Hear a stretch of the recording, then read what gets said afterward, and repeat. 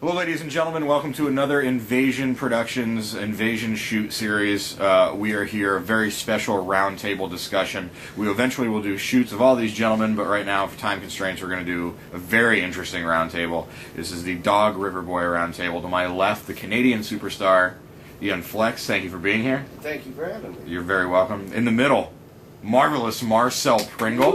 Howdy, Marcel. The legendary Marcel Pringle. Thank you so much. Thank you. This is going to be for having me. I'm going to be laughing a lot during this, so and as will the audience, as well everybody in the room. And to the right, Ricky the Rocket Roberts. Thanks for coming out. No problem, no problem. This is going to be a lot of fun. This is going to be a good one because we do these shoot interviews and you get to know the people. But like I said, we'll do the individual shoots later. Right now, roundtable discussion. People know the three of you in Gulf South Wrestling, Percy Pringle's promotion. They know you guys as the Dog River Boys. Give us a little insight on how you guys got up as the Dog River Boys. How did that happen, and what was the goal of putting you two together? What was the push entailing? I don't know who, Rocket, if you want to go first, or how did that start? Yeah, well, see, me and Ethan both, and Carlos, we were. Carlos is Jester McCain. Jester McCain, yeah, right? Yeah. Excuse me, I'm using all real names. No, it's cool. I don't want to shoot too much. I'll be looking up people on the phone book and everything. No, but we were all set up as trainers for Gulf South Wrestling, and I guess who was it came up with the original idea for the Dog River Boys thing? Percy had the name, and instantly it was just. We knew exactly what the character was going to be. From the, I've always been called. They always call me the mayor of Dog River. What is Dog River? Dog River is Hollinger's Island. Dog River, just down Dolphin Island Parkway when you go over the big bridge. Dog River. It's a river near Dog Mobile. River. Okay. Been there for 100 years. Okay. Probably longer. Everybody locally knows it. Everybody, yeah, Dog because River. here we don't really know what Dog River is. Yeah. So it's is this an ice river that people tube on, or is it kind of a, what are we talking about? See, Hollinger's Island, the whole setup over there where Dog River area is that's the DIP is a pretty the little stretch that goes out to it. DIP is a pretty rough little setup. Okay. Until you go over the bridge, and then Hollinger's Island is That's where where the all old folks. Okay. The old folks stay. So you're the mayor. Okay, that's pretty funny. Mayor of Dog River. My granny was there. My granny, my family was the third people on Hollinger's Island, and they've been there over 75 years.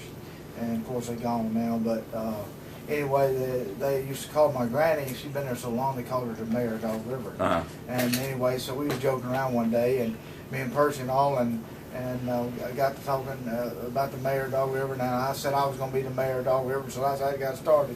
And then he went to announcing he was the mayor of Dog River. Okay.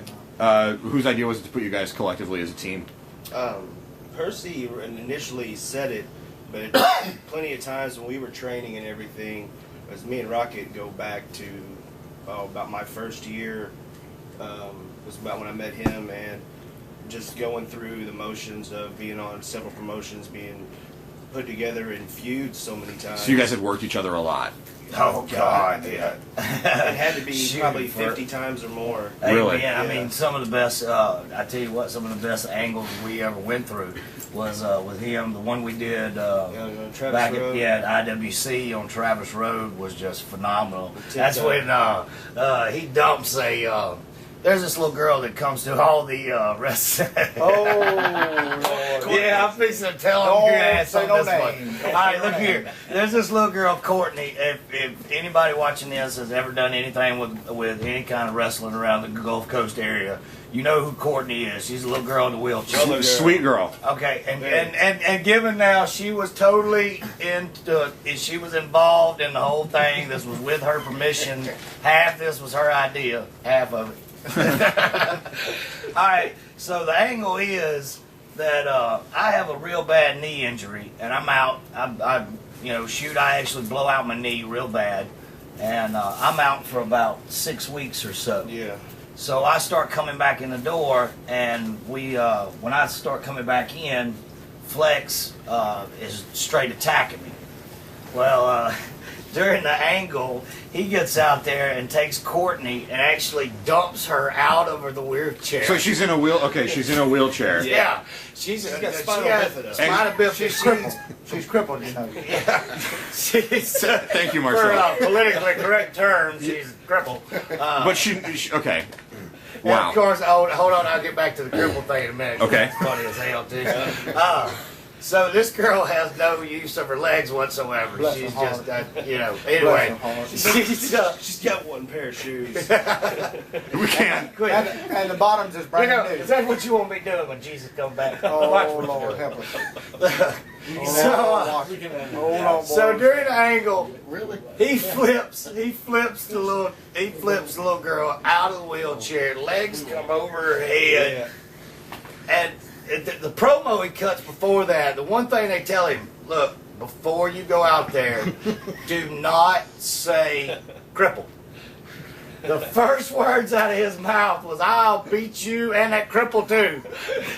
And the funny thing was, I had in my head the whole time so many different things to say instead of cripple. Right. I got up there and it just jumped out. Like it just forced itself out of my mouth. And You cripple. And I thought about it as soon as I said it, and knew it was gonna get clawed over. The nice word to say was she's afflicted. Not crippled, she's afflicted. Anything would have been Car. better than what I call it. Car, What? would you mind getting your pole, Uncle Marcel, another beer, please? Yeah.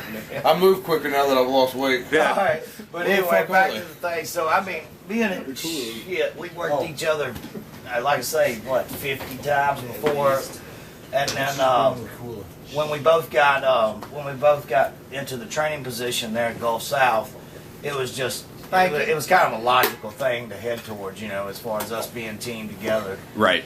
We were training a lot of the students that were coming through. We were putting into matches there, and when they're in a tag team environment like that, It makes the place look. It makes the place look better, actually. Yeah, actually, that just brightened the joint up. Yeah. But when we bring in the students in, we can bring them in a tag team environment. Both of us in there. It was a real cool control kind of thing. Was the idea to get you guys as the crafty veterans to work the students and kind of raise their game? A lot of it We were was, doing yeah. that to just to teach them about tag team wrestling. I mean, because we would be, of course, without giving away too much of the business. When you're teaching, you don't just teach a person singles wrestling because it's a whole different ballgame from tag team wrestling. Right. It's 6 men and so on. And so we would just pick what we're going to do that night to work on once we had them down, their basics down, and it just so happened, that we could work on training and tag them train two people at the same time. Right, on the job training, Exactly, basically. and it just, in fact, because honestly, when we started doing shows, we never really worked any of our students. So Okay. in any of our matches, Yeah. I don't think we ever did we? Not really, not a whole lot. It was more the single stuff. We really put them on the ball, though. Okay, so you guys had worked each other, so it felt good gelling as a team. and the tag team is like because it's kind of always a kind of a good thing as far as me for tag team because I mean I've always been at a disadvantage for size, and one of the people that had the most to do. not that size. Jesus Christ. Wrong one. No, and one of the people that had the most influence on me and did a lot of my training was Robert Gibson. Right. And that's the master of tag team, and it's definitely driven into me, and that's really where I like to be at as the tag team. And like I said, me and him just going together, we had worked each other so well so many times, it was just natural for us to. Okay, so you got the. We had matches where we would never say nothing. Really? Other Yeah. than say who's going over. Yeah, the And- timing was dead on, and if you can work across a guy, across the ring from a guy, and the timing be on like that, it's just inevitable that when you get together, Sure, you it's can gonna make it click. that chemistry is there.